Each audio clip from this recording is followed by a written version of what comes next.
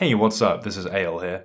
One thing that I don't really talk about much in these videos is when I go outside of this room on that rare occasion, what exactly do I end up wearing out of all that stuff that's behind me there? So this video is gonna answer exactly that. I'll be taking a look through some of those outfits which I particularly like, things that I've been wearing over the last season. All 5 of these outfits have, I feel, a little bit of a different take on techwear, so they all have a little bit of a different look to them. They all use very different pieces, so hopefully of at least one of these 5 outfits, you'll find something that really resonates with you and something that you like. So let's do it. This first outfit aesthetically I think is the closest to the archetypal techwear outfit. It combines black heavy colouring with a lot of those typical techwear stylings like lots of zips and pockets. You've got that slim tapered silhouette from the Ameztu cargos from Enfin Leve. There's high levels of coverage and anonymity, and you've got those techwear signifiers of the Alpine jacket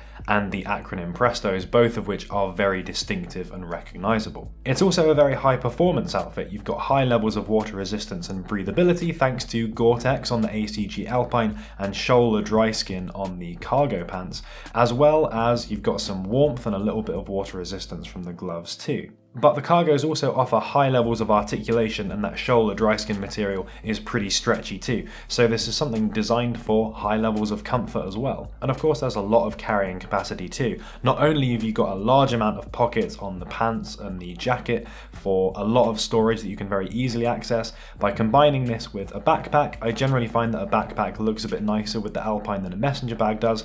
You've got a massive potential storage area there as well. With the Arc'teryx Atom LT underneath, this is both potentially pretty warm because the Alpine isn't very warm by itself, but it's also quite modular in that if it gets a little bit warmer, you could remove the Atom LT, you could put the Alpine on a sling, you could open both of those things up to allow a little bit of ventilation.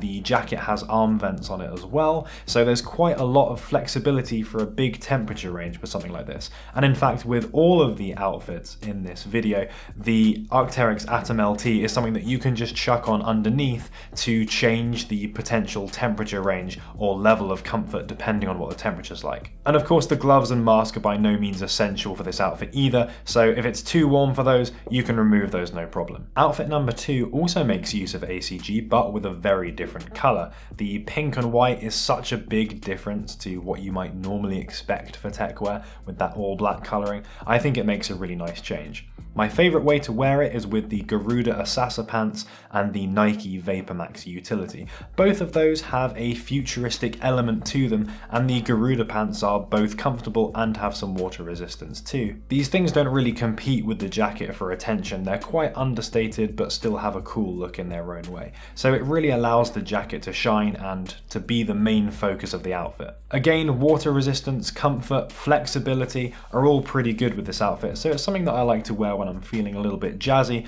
but I also don't want to sacrifice anything. The Vapormax utility is still something I'm wearing a lot. The all black colorway just goes with everything. They're super comfy, very easy to wear, and I think they look cool and interesting as well. Now on to outfit number 3. I've not had the Riot Division Urban Bomber for that long, but I can already tell that this is going to be something that I'll end up wearing quite a lot. It's great on those dry but cold winter days, stuff where you don't necessarily need a big hooded jacket, but you do still need a bit of warmth and insulation. If it's not too cold, you can get away with just a t-shirt underneath. The one that I'm wearing in this video is from COS, just because I think the colours work quite nicely together and it fits well as well. It's also really comfy. It's a silk blend, so it's a little bit nicer, a bit more premium feeling than your average cotton t-shirt. It's also a more casual look than the ACG jackets, which when combined with those Outlier Workcloth cargos give an easy to wear, quite an effortless look, which still has an element of techwear without being something that's going to look out of place anywhere. I think low profile shoes work well here to continue with that looser interpretation on techwear. I've gone for Nike sock racers here just because they are super minimal, they're very comfortable as well, but there's loads of different things you could wear here.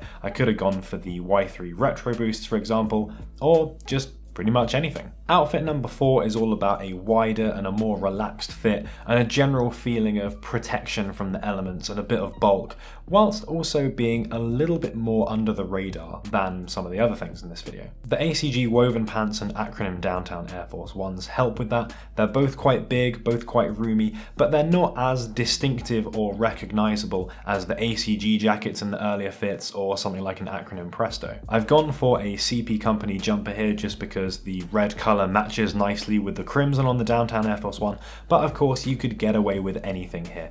Black is a very easy choice, and if you switch the red laces out for the black ones, which also come in the Downtown Air Force One box, then you could pretty much get away with any color. Lots of different jackets would be appropriate here, like one of the heavier duty Riot Division pieces, or even something like the Guerrilla Group Natural Disaster jacket. That could look pretty good as well, but I've opted for the Outlier Shelter from the Storm. I think because its ethos is very much about protection and about resistance to all kinds of weather, but it's also less distinctive. It's more under the radar than a lot of its counterparts. Get something warm underneath this, like the aforementioned Arc'teryx Atom LT, and this is some definite tank class outfit. I tried this out with the Sacra bag just because there's a little bit of red on the Downtown Air Force Ones. There's a bit of a matchy thing going on, although you might find that a little bit try-hard, in which case you could swap this out with something like the Orbit Gear little tech purse thing, or of course a messenger bag as well. I think with the Shelter from the Storm, because it is quite plain on the front, having a strap going across like that is no big deal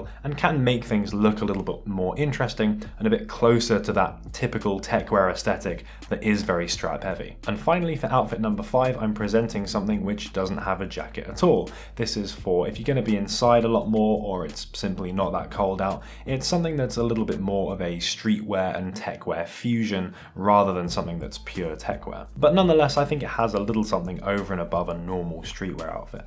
The Empt document crew neck has a unique cropped fit, which I quite like, as well as those retro futuristic graphics which Empt are generally associated with. The backpack doesn't obscure the graphic in any way, but still allows you to carry anything you might need for a day trip out. On the bottom half, you've got the Garuda pants, which I really like for outfits like this because they're not too techwear cargo pocket heavy. You can pretty much slot them in anywhere with something like this, and they never really look too out of place, but they're still comfortable. They give you good functionality as well. The Vans and the North Face collab old schools are similar to the Garuda pants in that they might look like a normal piece of streetwear, but they come equipped with that extra spicy little bit of water resistance which you might not be expecting. And I think having them as a collab and having that North Face branding on the back there just brings a little bit of interest to the table, and it gives that little bit of brand association with outdoor performance gear. You'll do better in these walking around in wet weather if you accidentally step in any puddles or something than a regular pair of Vans, but they obviously have a very different aesthetic to a lot of those waterproof techwear shoes like the Presto Utilities, for example. And because you've got a backpack, if there is suddenly some bad weather, you could put a jacket in there and then just take it out if and when you need it. But when it's dry, you're still keeping that pretty casual streetwear aesthetic going on. I know that the jumper and the shoes are a little bit, all white, matchy, that kind of thing. Normally that's not something that I would go for, but I think in this context, when there's more of a streetwear direction and that kind of outfit and that kind of styling is very common, I think it's more acceptable to do it in this case. And I think because it is just monochrome and it's not like matching specific colors, I don't think it's quite as bad, and overall, I think it looks pretty nice. So those are 5 outfits that over the last season I found myself wearing fairly frequently. And of course there are lots of variations or substitutions that one could make to outfits like this, swapping out jackets or pants or shoes, or especially things like accessories and bags, for example. You'll notice I haven't really gone that hard on face masks and tactical stuff and pockets and chains and all that kind of thing, purely because when I go out, I think it's the versatility, the utility, and the performance of techwear, and that's the stuff that I really value, and I feel more comfortable going out wearing those kind of things rather than, scar-lording myself up and going maximum face mask and all that stuff. There's nothing inherently wrong with that, of course, it's just a bit of a different direction to the one that I'm currently going in. Anyways, let me know, of the 5 outfits, is there anything that particularly resonated with you, one that you liked the most? Or of course the opposite, is there anything that you think was much weaker or you didn't like compared to the others? Either way, let me know down there in the comments and I'll be checking through them all for sure. If you enjoyed the video, please do give it a like, and of course, thank you so much for watching, and we'll be back next week with another video. Shout out to Dry Water, I've no idea how you managed to spot me in the 1 second of that video, but nicely done for doing so. Thanks for making it all the way to the end of the video. If you want to check out some more stuff, there's going to be some video links going up at the top as always, and if you haven't joined Unnamed Techwear Gang yet, then definitely click on the little circle on one of these two sides, and then you can do that, and then when the new videos come up, as they do every week as you know, then you can be one of the first to see them.